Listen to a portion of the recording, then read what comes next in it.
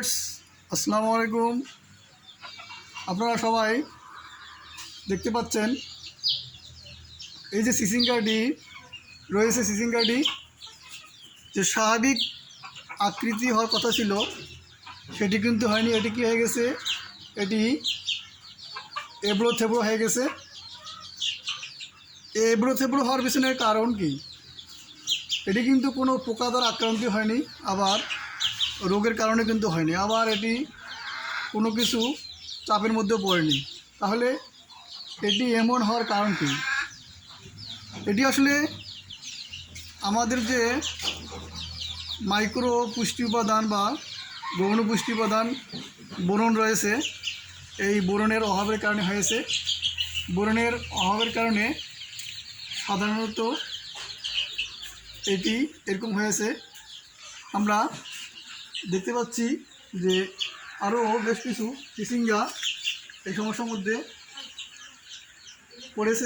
যেমন এটিও কিন্তু তার স্বাভাবিক আকৃতি হারিয়ে ফেলেছে। আবার এই যে এটি দেখতে পাচ্ছেন, এটিও কিন্তু তার স্বাভাবিক আকৃতিতে নাই, অর্থাৎ এগুলো ডিফর্ম হয়ে গেছে।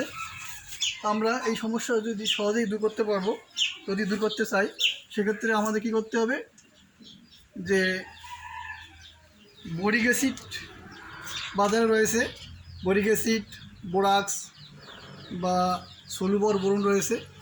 এই সলুবর বোরন আপনারা যদি পাতার মধ্যে 2 গ্রাম প্রতি লিটার পানিতে মিশিয়ে স্প্রে করেন, অথবা গাছের গোড়ায় যদি আশপাশে 100 গ্রাম বোরিক অ্যাসিড দেন, তাহলে কিন্তু এই সমস্যা দূর করা সম্ভব হবে এবং সুন্দর সাইজের, শেপের এবং স্বাদযুক্ত চিচিঙ্গা ফসল ঘরে তোলা যাবে।